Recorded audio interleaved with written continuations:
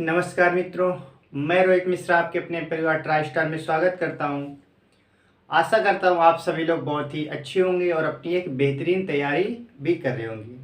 तो उसी तैयारी को हम क्या करेंगे, आपकी तैयारी को और बेहतर बनाने के लिए आपके लिए नई नई चीज़ें उपलब्ध कराई जाती हैं। तो जैसा अपना सिलेबस चल रहा है, आपको पता है यूपी लेखपाल की बात करें जिसमें 25 नंबर की जीके और जीएस आनी है। तो उस जीके जीएस की बात करें तो उसमें मैंने आपको बताया पॉलिटी से भी क्वेश्चन आएंगे, हिस्ट्री से भी क्वेश्चन आए। जैसे मैंने हिस्ट्री में आपको बौद्ध धर्म बताया, बहुत अच्छे से एक्सप्लेन किया। मैंने पॉलिटी में कई सारे टॉपिक कराए। इसी के साथ आज हम स्टैटिक में कई सारे टॉपिक को एक साथ देखने वाले, यानी कि 1 घंटे की इस क्लास में हम स्टैटिक जीके के कई सारे क्या करेंगे, इसमें चैप्टर करने वाले हैं। और यहाँ से आपके एग्जाम में डायरेक्ट क्वेश्चन पूछा जाएगा। तो बच्चों चलिए हम ज़्यादा देर ना करते हुए, अपने टाइम वेस्ट ना करते हुए सीधे अपने मुद्दे पर आते हैं। अपना बच्चों उद्देश्य है कि अपनी ही क्लास से ज़्यादा क्वेश्चन फंसे, जो क्लास में ही पढ़ाए जा रहे हैं ऐसे क्वेश्चन हमारे एग्जाम में देखने को मिले। ठीक है, उसके लिए सारी मेहनत आप लोगों के लिए की जा रही है। तो चलिए हम बात करते हैं। आपसे क्वेश्चन पूछा जाता है कि भारत में जो राजवंश हुए तो किस वंश का कौन संस्थापक है, ये आपसे क्वेश्चन पूछा जाता है। किस वंश का संस्थापक कौन है, आपसे क्वेश्चन पूछा जाता है। तो याद रखेंगे राजवंश, और राजवंश के बाद में इसके संस्थापक की यदि हम बात करें तो पहला क्वेश्चन आता है हर्यक वंश के संस्थापक कौन थे, आपको याद रखना है बिंबिसार। हर्यक वंश के संस्थापक कौन थे, आप कहेंगे बिंबिसार। एक होता है बिंदुसार, एक होता है बिंबिसार। तो बच्चों आप कंफ्यूजन में नहीं रहना, क्योंकि बिंदुसार की बात करें तो बिंदुसार ये मौर्य वंश से संबंधित है। बिंदुसार किससे संबंधित है, मौर्य वंश से संबंधित है। और बात किसकी हो रही है, हर्यक वंश की। तो आपको याद रख सकते हैं बिंबिसार। इसको ऐसे आप याद कर सकते हैं हर्यक वंश। हर्यक यानी हर एक, हर्यक यानी कि हर एक बिंबी, हर एक बिंदु को आपको सार यानी हर एक बिंदु को आपको अच्छे से पढ़ना है। जब आप क्या करते हैं गद्यांश को पढ़ते तो हर एक बिंदु को आपको समझना होता है। तो ऐसे आप समझ सकते हैं हर एक बिंदु को, हर एक बिंबी को क्या करना है, आपको बहुत अच्छे से समझना है। तो हर्यक वंश के कौन हो जाएंगे, आप कहेंगे बिंबिसार हो जाएंगे। मौर्य वंश नो डाउट आपको पता होगा चंद्रगुप्त मौर्य। जानते हैं चंद्रगुप्त मौर्य के बारे में, जो चाणक्य क्या थे, चाणक्य ने जिन्हें क्या किया था, तैयार किया था। तो याद रखेंगे मौर्य वंश के संस्थापक आपको याद होंगे चंद्रगुप्त मौर्य। बात करेंगे शुंग वंश की बात करें तो याद रखेंगे पुष्पमित्र शुंग। पुष्पमित्र शुंग, आप इसका स्क्रीनशॉट लेना चाहते तो बिल्कुल लीजिए। चलिए, तो हर एक बिंदु को अच्छे से पढ़ना है। मौर्य वंश आप जानते हैं चंद्रगुप्त मौर्य। शुंग की बात करें तो यहाँ पर भी शुंग आ रहा है, तो याद रखेंगे पुष्यमित्र शुंग। ठीक है, पुष्यमित्र शुंग। पुष्प को आप ऐसे कह सकते हैं पुष्प, और पुष्प को आप क्या करते हैं, सूंघते हैं। इसमें जिसे बोलते हैं ना सूंघना, तो पुष्प को पुष्प याद रखना और इसे क्या याद रखना, सूंघते हैं। तो ऐसे याद कर सकते हैं। सातवाहन की बात करें तो सातवाहन के कौन है, सिमुख है। सातवाहन के कौन है, सिमुख। सात सिमुख, सात सिमुख, सात सिमुख, ऐसे 2-3 बार बोलेंगे याद हो जाएगा। बात करेंगे गुप्त, नो डाउट आपको याद होगा गुप्त वंश के संस्थापक कौन थे, श्रीगुप्त थे। गुप्त वंश के संस्थापक कौन थे, श्रीगुप्त। आज की क्लास में जो भी पढ़ाया जाएगा वो क्लास खत्म होते होते वो सारी चीजें आपके माइंड में सेट हो जाएंगी। ठीक है, वर्धन की बात करें तो याद रखेंगे पुष्पभूति। यहाँ पर भी पुष्प आए थे, यहाँ पर भी आए थे, लेकिन यहाँ पर मित्र की बात हो रही है, यानी कि सूंघने की बात हो रही है। तो सूंघने की बात होगी तो मित्र सूंघ हो जाएगा। और वर्धन की बात करें तो यहाँ पर भी आपको याद रखना है क्या, भूति, यानी कि वर्धन भूति आपको याद रखना है। गहड़वाल की बात करें तो गहड़वाल के कौन है, आप कहेंगे चंद्रदेव। इसको आप ऐसे याद कर सकते हैं गहड़, आप जानते हैं गहन हमारे आते हैं, क्या ग्रहण पढ़ते हैं, क्या पढ़ते हैं आपको पता है, ग्रहण। सूर्य ग्रहण भी होता है, चंद्र ग्रहण भी होता है। सूर्य ग्रहण भी होता है, चंद्र ग्रहण भी होता है। तो ग्रहण को आप गहन याद कर सकते हैं। और यहाँ पर क्या, चंद्रदेव, यानी कि चांद पर क्या, चंद्रमा चंद्र ग्रहण भी तो होता है, तो ग्रहण चंद्रदेव, ग्रहण चंद्रदेव। बात करेंगे पल्लव वंश की बात करें तो याद रखेंगे विष्णु सिंह, पल्लव विष्णु सिंह। ठीक है, और इसके बाद में राष्ट्रकूट, तो राष्ट्रकूट को याद रखेंगे दंती दुर्ग, दंती दुर्ग। राष्ट्र जहाँ का राष्ट्र अच्छा होता है वहाँ पर दूर दूर तक कोई क्या दुर्गति नहीं होती, दूर दूर तक कोई दुर्गति नहीं होती, आप ऐसे समझ सकते हैं। तो एक बार फिर से देखेंगे हर्यक वंश आप कहेंगे बिंबिसार, मौर्यंस आप कहेंगे चंद्रगुप्त मौर्य हो जाएगा। सातवां आप बोलेंगे सिमुख हो जाएगा। सुंगवंश तो आप कहेंगे सुंग यानी सूंघने के बाद तो पुष्पमित्र सुंग हो जाएगा। ठीक है, पुष्पमित्र सुंग हो जाएगा। वर्धन पुष्पभूति हो जाएगा। ठीक है, वर्धन क्या हो जाएगा तो आप कहेंगे पुष्पभूति हो जाएगा।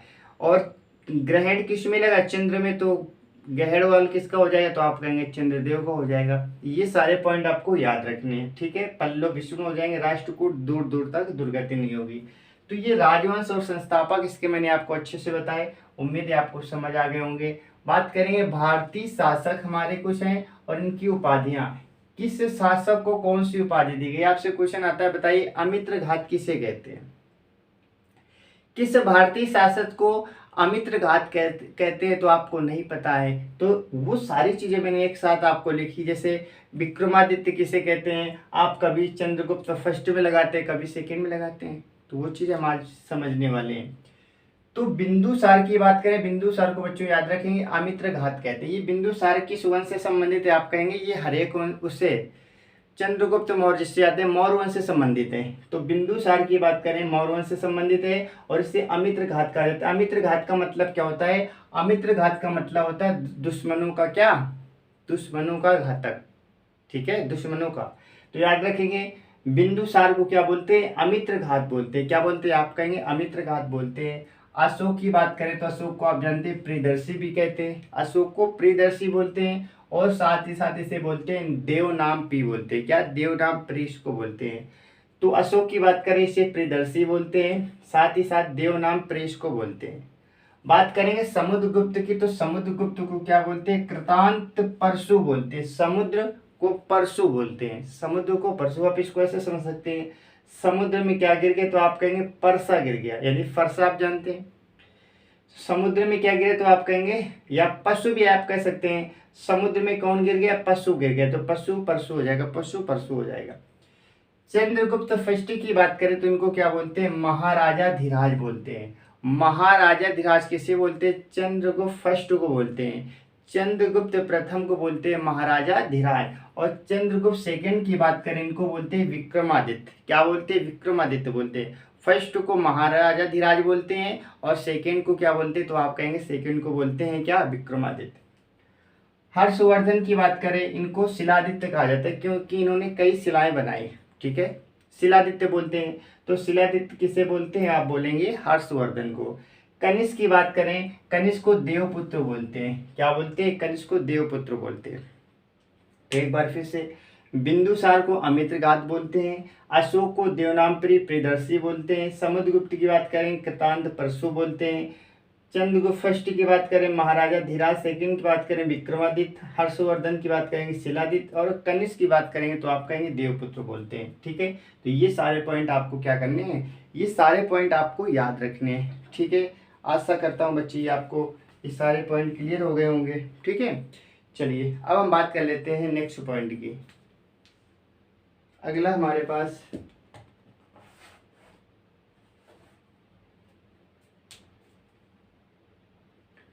ठीक है, अब हम बात कर लेते हैं नेक्स्ट पॉइंट की।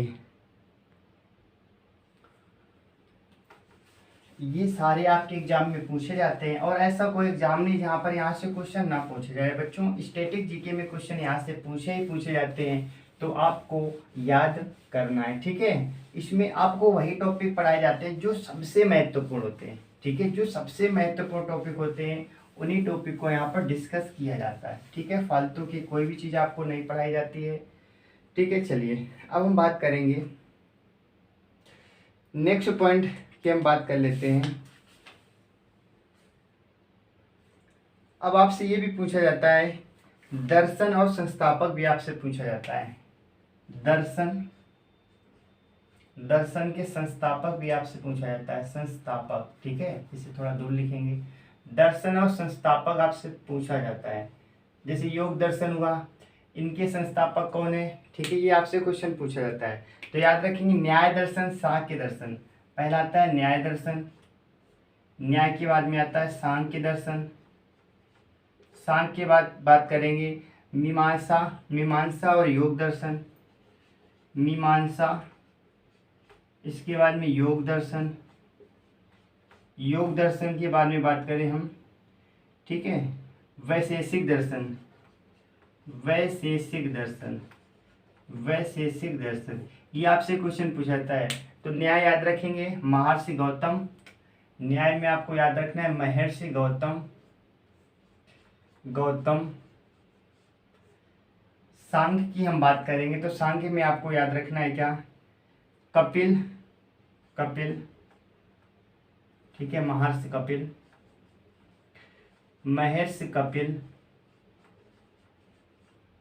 ठीक है। इसमें आपको याद रखना है क्या, इसमें याद रखना है महर्षि जैमिनी, महर्षि जैमिनी, जैमिनी। योग में आपको याद रखना है पतंजलि, महर्षि पतंजलि, पतंजलि, महर्षि पतंजलि। और इसमें याद रखना है महर्षि कणाद, महर्षि कणाद। तो ये आपके एग्जाम में बहुत बार क्वेश्चन पूछा जाता है कि न्याय दर्शन के बारे में आपसे। न्याय दर्शन योग दर्शन तो बहुत इंपॉर्टेंट है, ये मोस्ट इंपॉर्टेंट है, ये दोनों तो पूछे ही पूछे जाते हैं। सांख्य दर्शन भी आपसे बहुत पूछा जाता है। चलिए, तो दर्शन और इसके संस्थापक आपसे पूछे जाते हैं। पूछा जाएगा कि न्याय दर्शन के संस्थापक कौन है, तो आपको बताना है गौतम। क्या बताना है, गौतम बताना है। न्याय गौतम, न्याय गौतम, मैंने आपको गौतम बुद्ध वाले में बताया भी था। तो न्याय की बात करेंगे गौतम, सांख्य की बात करेंगे कपिल। न्याय कौन दिलाएंगे, गौतम दिलाएंगे। सांख्य के दर्शन कौन कराएंगे, कपिल कराएंगे। और मीमांसा की बात करेंगे जैमिनी, मीमांसा जैमिनी, ठीक है। योग की बात करें तो योग नो डाउट आपको पता है पतंजलि, बाबा रामदेव। वैशेषिक की बात करें कणाद, वैशेषिक की बात करें कणाद। तो फिर से एक बार, न्याय कौन दिलाएंगे, गौतम। सांख्य दर्शन कपिल कराएंगे। मीमांसा जैमिनी। योग बाबा रामदेव पतंजलि। और वैशेषिक की बात करें तो ये कणाद आपको याद रखना है, ठीक है। कणाद आपको क्या करना है, याद रखना है। तो ये हमारा दूसरा टॉपिक था।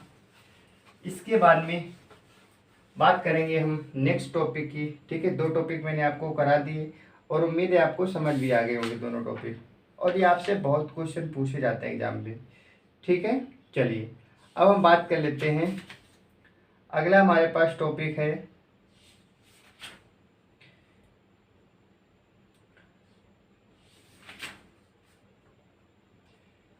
हाँ, ये भी आपसे क्वेश्चन आता है, ठीक है। मुगल बादशाह और इनके मकबरा के बारे में आपसे क्वेश्चन पूछा जाता है। मुगल बादशाह, मुगल बादशाह और इनका जो मकबरा है, मकबरा, इसके बारे में आपसे क्वेश्चन पूछा जाता है। मुगल बादशाह और मकबरा के बारे में आपसे क्वेश्चन पूछा जाता है कि किस बादशाह का मकबरा कहाँ पर बना हुआ है। तो याद रखेंगे कौन कौन से बादशाह हैं, बाबर, हुमायूं, अकबर, बाबर, हुमायूं, अकबर, अकबर, जहांगीर, शाहजहां, औरंगजेब, जहांगीर, शाहजहां, औरंगजेब, औरंगजेब, ठीक है।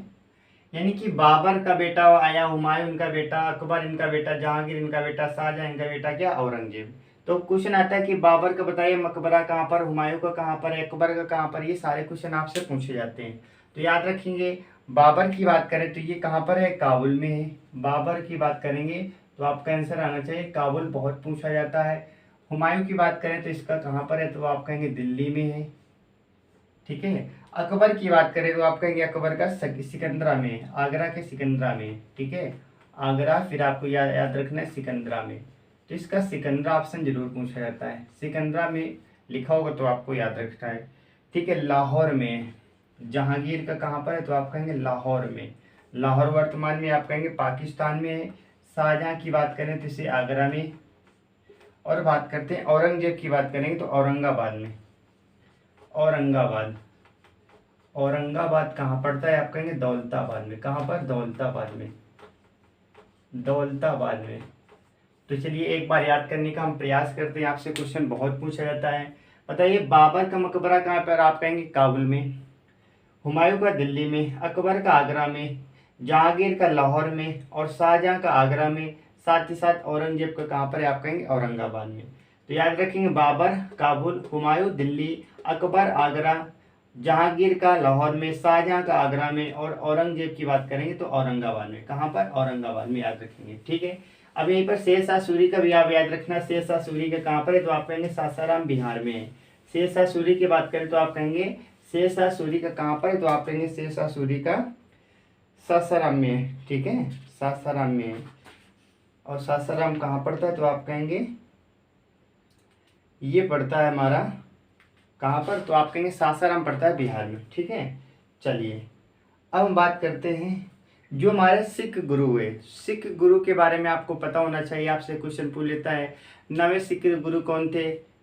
किस सिख गुरु का कौन सा काम था? ये आपसे क्वेश्चन बहुत पूछा जाता है, तो याद रखेंगे सिख गुरु, इनके काम, जो सिख गुरु हुए हैं और इनके प्रसिद्ध काम क्या है। सिख गुरु और इनके काम की बात करें, क्यों ये फेमस हैं, ठीक है, इसके बारे में चर्चा करेंगे। तो पहले आते हैं गुरु नानक की बात करेंगे। पहले आते हैं गुरु नानक। गुरु नानक क्यों प्रसिद्ध है, इसके बारे में जानेंगे। तो याद रखेंगे गुरु नानक की बात करें तो आप जानते हैं सिख धर्म की इन्होंने स्थापना की।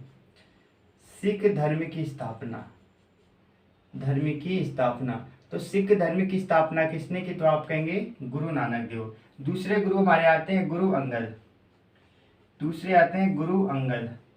अंगद की बात करेंगे तो गुरु अंगद की यदि हम बात कर ले, इन्होंने गुरुमुखी लिपि की शुरुआत की। गुरुमुखी लिपि की शुरुआत की। गुरुमुखी लिपि की शुरुआत।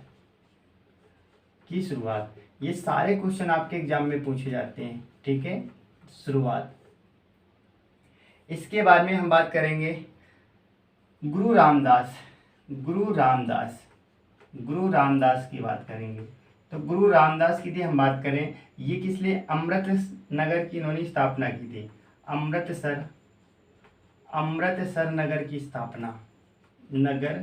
स्थापना इन्होंने किसकी की? तो आप कहेंगे अमृतसर नगर की इन्होंने स्थापना की। साथ ही साथ याद रखेंगे गुरु अर्जुन देव की बात करें।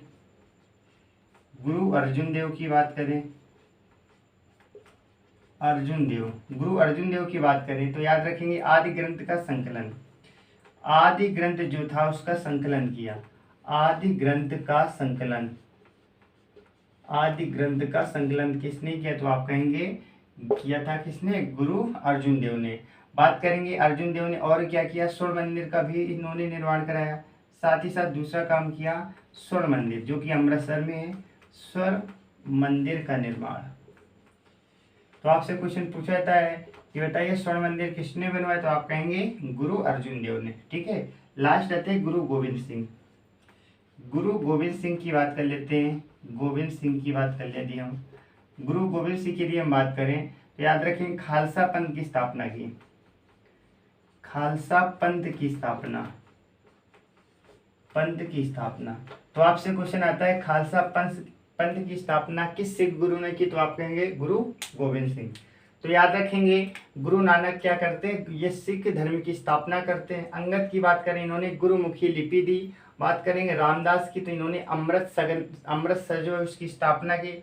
अर्जुन देव की बात करें, इन्होंने आदि ग्रंथ का संकलन किया। साथ ही साथ सोने का जो मंदिर, स्वर्ण मंदिर है अमृतसर में, उसका भी क्या किया? निर्माण कराया। गुरु गोविंद सिंह की बात करें, खालसा पंथ की इन्होंने स्थापना की। किसकी की? तो आप कहेंगे खालसा पंथ की इन्होंने स्थापना की। गुरु नानक सिख धर्म। अंगद की बात करें गुरुमुखी लिपि। रामदास अमृतसर की स्थापना। अर्जुन देव आदि ग्रंथ का संकलन, साथ ही साथ स्वर्ण मंदिर बनवाया। गुरु गोविंद सिंह की बात करें तो आप कहेंगे खालसा पंथ की इन्होंने क्या की? तो आप कहेंगे स्थापना की। ठीक है। इसमें ये जो भी आपको टॉपिक पढ़ाए जा रहे हैं इनसे डायरेक्ट क्वेश्चन पूछा जाता है। ठीक है। तो कुछ सिलेक्टेड स्टैटिक जीके के जितने भी हमारे टॉपिक उनको हम क्या करेंगे, एक एक करके कंप्लीट करेंगे। ठीक है। और ये जो भी कंप्लीट कराए जा रहे हैं ये आपके एग्जाम में आएंगे ही आएंगे। ये चीज़ आपको याद रखनी है। ठीक है, ये चीज़ आपको याद रखनी है। अब आपको पता है 1857 की जो क्रांति थी उसमें भारतीय सेनापति कौन थे? ठीक है, 1857 की जो क्रांति थी, 1857 की क्रांति के बारे में आपसे पूछा जाता है। बताइए कानपुर से कौन थे, बिहार से कौन थे, दिल्ली से कौन थे? ये आपसे क्वेश्चन पूछा जाता है। तो याद रखेंगे स्थान और भारतीय सेनापति। भारतीय सेनापति। ठीक है। तो जगदीशपुर लखनऊ पहला आता है। जगदीशपुर से कौन थे? जगदीशपुर के बारे में बात करेंगे, लखनऊ से कौन थे, लखनऊ। फिर बात करेंगे झांसी से कौन थे, बात करेंगे कुंवरपुर से, ठीक है। कहाँ से बात करेंगे, कानपुर से, कानपुर से बात कर लेते हैं, ठीक है। दिल्ली, इलाहाबाद, बरेली, दिल्ली इलाहाबाद से कौन थे, इलाहाबाद। और लास्ट में बरेली से कौन थे, बरेली से कौन थे। तो याद रखेंगे, जगदीशपुर की बात करें तो आप कहेंगे कुंवर सिंह, कुंवर सिंह। जगदीशपुर से कौन थे, आप कहेंगे कुंवर सिंह। बात करेंगे लखनऊ से तो आप कहेंगे बेगम हजरत महल, बेगम हजरत महल, बेगम हजरत महल। झांसी आप जानते हैं रानी लक्ष्मीबाई, रानी लक्ष्मीबाई, रानी लक्ष्मीबाई। कानपुर से आप जानते हैं, कानपुर से कौन थे, नाना साहिब एवं तात्या तोपे। कानपुर की बात करें तो नाना साहेब, नाना साहिब एवं तात्या तोपे, तात्या तोपे एवं तात्या तोपे, ठीक है। बात करेंगे दिल्ली की, बात करें तो मान लेंगे दिल्ली के कौन थे, बहादुर शाह द्वितीय, बहादुर शाह द्वितीय, बहादुर शाह द्वितीय, बहादुर शाह द्वितीय थे। इलाहाबाद की बात करें लियाकत अली, लियाकत अली। इलाहाबाद से कौन थे, आप कहेंगे लियाकत अली। और बरेली से बात करेंगे खान बहादुर खान, खान बहादुर खान, खान बहादुर खान। चलिए एक बार याद करने का हम प्रयास करते हैं। तो आपसे क्वेश्चन आएगा 1857 की जो क्रांति हुई थी, कौन भारतीय नेता कहाँ से क्या कर रहा था, ये लड़ाई लड़ रहा था।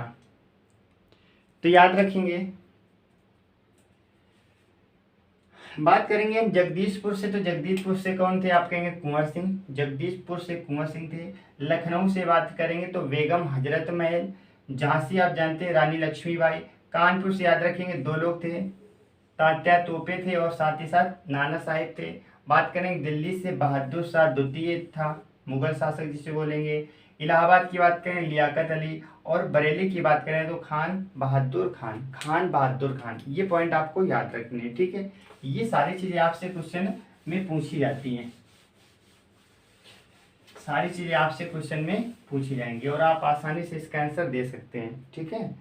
चलिए इसके बारे में हम बात करेंगे। हम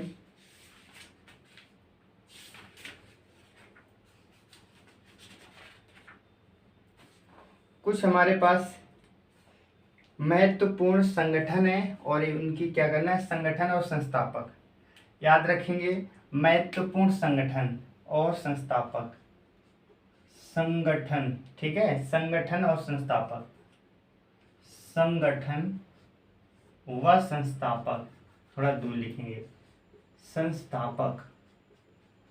और इनका समय भी लिख लेंगे, वर्ष लिख लेंगे, क्योंकि आपसे वर्ष भी पूछा जाता है। तो आत्मीय सभा ब्रह्म समाज पहला आता है, आत्मीय सभा, आत्मीय सभा। दूसरा आता है ब्रह्म समाज, ब्रह्म समाज, आत्मीय सभा ब्रह्म समाज। तीसरा तत्वबोधिनी सभा, तत्वबोधिनी, बोधिनी सभा। तत्वबोधिनी सभा की बात करेंगे। प्रार्थना समाज, आर्य समाज, प्रार्थना समाज, आर्य समाज।